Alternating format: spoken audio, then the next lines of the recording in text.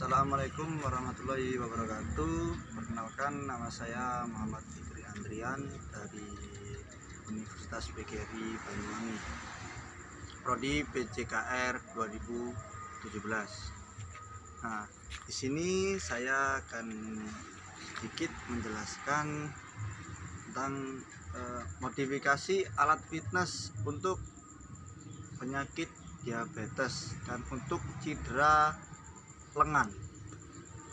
Untuk pengawalan kita masuk ke pengertian penyakit rematik. Rematik atau penyakit yang ditandai dengan nyeri sendi disebut juga rheumatoid arthritis. Yaitu penyakit ini merupakan penyakit autoimun ketika sistem imun pada tubuh seseorang menyerang sel-sel tubuhnya sendiri. Dalam hal ini, area persendian adalah area yang diserang oleh sistem imun pengidap rheumatoid arthritis. Akibatnya peradangan kronik dan rasa nyeri yang hebat pada sendi-sendi yang terserang. Faktor resiko rematik. Sampai saat ini penyebab utama seseorang bisa terkena atau mengidap penyakit rematik belum ditemukan. Tetapi faktor genetik dipercaya memiliki peran dalam timbulnya penyakit ini. Faktor resiko yang meningkatkan seseorang mengalami penyakit ini antara lain, yang pertama jenis kelamin, yaitu wanita, usia 40-60 tahun, riwayat di keluarga, dan kebiasaan merokok, obesitas, paparan dari lingkungan kerja maupun lingkungan yang ada di sekitar. Selanjutnya penyebab rematik. Rematik disebabkan oleh adanya kesalahan pada sistem imun seseorang yang menyerang synovium atau sebuah membran yang melapisi sendi-sendi dalam tubuh. Akibatnya synovium menjadi meradang dan menyebabkan kerusakan pada tulang rawan dan tulang di sekitar sendi.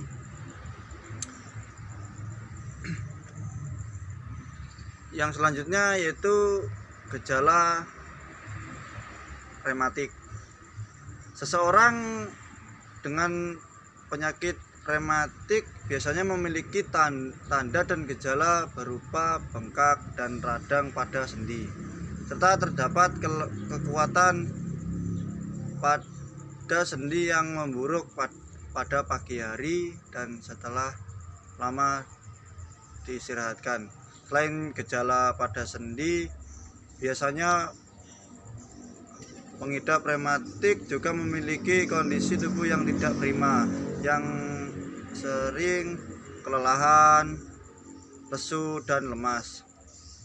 Seseorang sering mengalami demam yang tidak dapat dijelaskan penyebabnya dan mengalami penurunan berat badan. Pada perjalanan awal penyakit ini biasanya yang diserang adalah sendi-sendi kecil, seperti pada jari-jari, tangan maupun jari kaki. Penyakit ini akan berkembang seiring berjalannya waktu. Hal ini membuktikan pengaruh terhadap sendi-sendi yang lebih besar seperti pergelangan tangan, pergelangan kaki, bahu, siku, dan pinggul. Kurang lebih 40% pengidap penyakit rematik memiliki tanda dan gejala yang tidak menimpa persendian, melainkan struktur lain seperti kulit, mata, paru-paru, jantung, ginjal, sel-sel saraf, sumsum tulang, dan pembuluh darah. Adapun cara mengatasi atau pengobatan penyakit rematik. Penanganan dari penyakit ini adalah dengan menurunkan dan menghilangkan peradangan yang terjadi. Meski begitu, penyakit rematik ini sendiri tidak disembuhkan secara total. Obat-obatan yang dapat diberikan kepada pengidap rematik. Selain obat-obatan juga bisa untuk meringankan, kita juga bisa melakukan olahraga ya, seperti bersepeda, meregangkan kedua kaki tangan yang sering merasa nyeri, seperti angkat beban, pakai barbel atau resistant band yang sifatnya menambah beban. Untuk pencegahannya sendiri, penyakit rematik ini sampai saat ini tidak dapat dicegah karena penyebab pasti dan penyakit ini sendiri masih belum diketahui. Namun tidak ada salahnya untuk menghindari faktor-faktor resiko yang dapat dihindari dan menjalani hidup yang sehat. Untuk selanjutnya penjelasan mengenai cedera bahu. Untuk cedera bahu, merupakan sendi, bola, dan rongga yang terdiri dari 3 buah tulang. Tulang-tulang lengan bagian atas atau humerus, tulang bertulang belikat atau skapula, dan tulang selangka atau klavikula yang dipertahankan dalam posisi stabil oleh ligamen, tendon, dan otot. Bahu memberikan rentang gerak yang paling besar dan dalam tubuh kita. Ia memungkinkan kita untuk mengangkat dan memutar lengan dalam berbagai arah. Di situ kita melaah mengenai cedera yang umum terjadi pada bahu, kondisi medis utama yang mengaruhi bahu, dan pilihan pengobatan yang tersedia.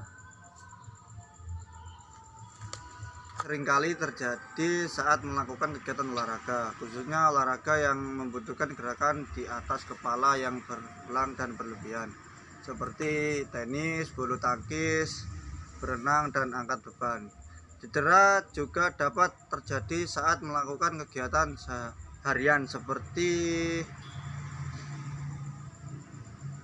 misalnya menjemur pakaian. Masalah umumnya timbul secara perlahan, dan ligamen, otot, serta tendon adalah daerah yang cenderung terkena masalah bahu, dapat diringankan atau serius tergantung kepada tingkat keparahan cedera, dan beberapa lama dibiarkan tidak diobati. Cederanya yang umum terjadi meliputi dislokasi serta fraktur. Dislokasi tersebut adalah sebagai sendi tubuh yang paling banyak bergerak. Bahu rentan mengalami dislokasi. Dislokasi bahu terjadi ketika tulang lengan bagian atas keluar dari tulang lengan bagian dari rongga yang merupakan bagian dari tulang belikat, dan merupakan sebuah cedera yang menyakitkan serta traumatis yang seringkali disebabkan oleh jatuh, yang seringkali salah melakukan olahraga atau melibatkan kontak tubuh. Bahu rentan mengalami dislokasi. Yaitu selanjutnya fraktur.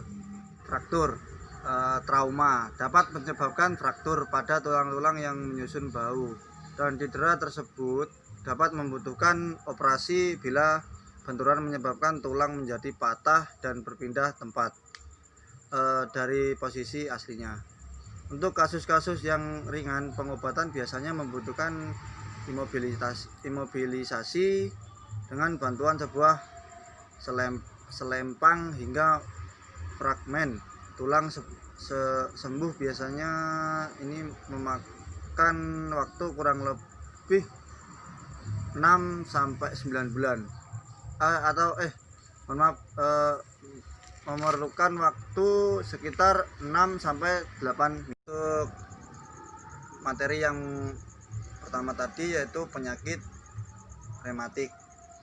Dan di sini saya akan memilih salah satu latihan atau fitness untuk penyakit rematik, yaitu dengan melakukan latihan kekuatan. Di sini saya menggunakan ban bekas untuk memodifikasi resisten band. Resisten band sendiri adalah salah satu cara terbaik untuk memperkuat tubuh dan membangun otot. Biasanya latihan ini dilakukan dengan seseorang ahli terapi fisik agar Anda dapat diberikan bimbingan latihan yang sesuai dengan kondisi rematik Anda. Berikut adalah sedikit gerakan untuk olahraga menggunakan resisten ban yang untuk penyakit rematik. Akan tetapi penyakit rematik tersebut kita harus memilih di bagian mana yang terkena penyakit rematik. Kali ini saya memilih tangan untuk melatihnya. Berikut adalah sedikit gerakannya.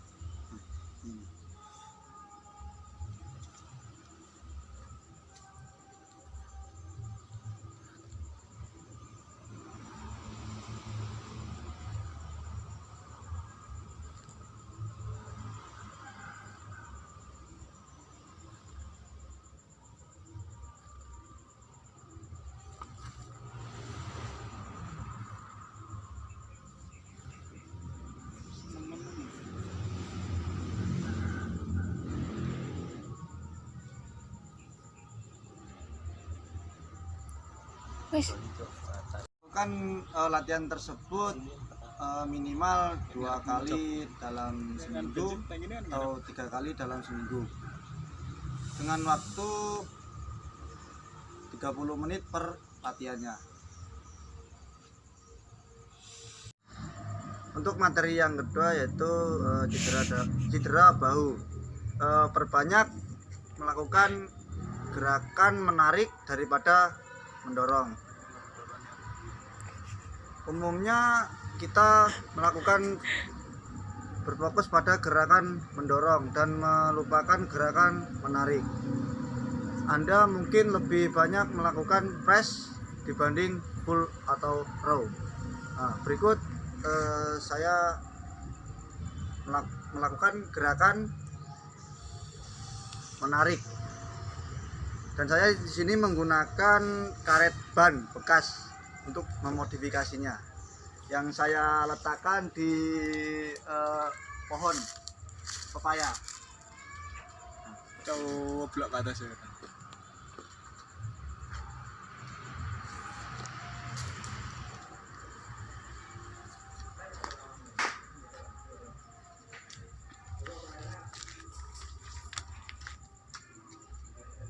Berikut adalah gerakannya.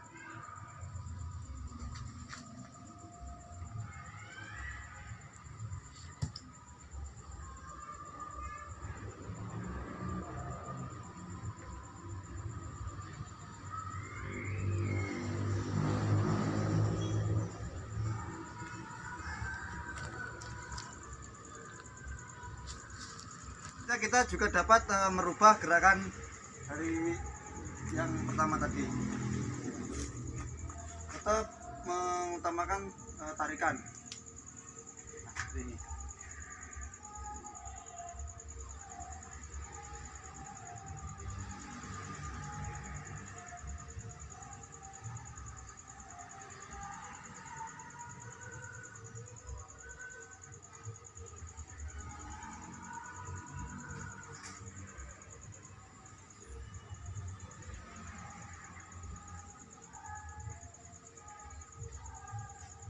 Nah, itu tadi sedikit penjelasan dari saya dan program latihannya. Untuk yang cedera bahu tadi, lakukanlah minimal 2 kali dalam seminggu atau 3 kali, dan dalam waktu 15-30 menit setiap latihan. Itu tadi sedikit penjelasan, mudah-mudahan bermanfaat. Apabila ada kesalahan dalam penyampaian, tutur kata atau gerakannya, saya mohon maaf yang sebesar-besarnya. Wabillahi taufik wal hidayah. Wassalamualaikum warahmatullahi wabarakatuh. Salam olahraga.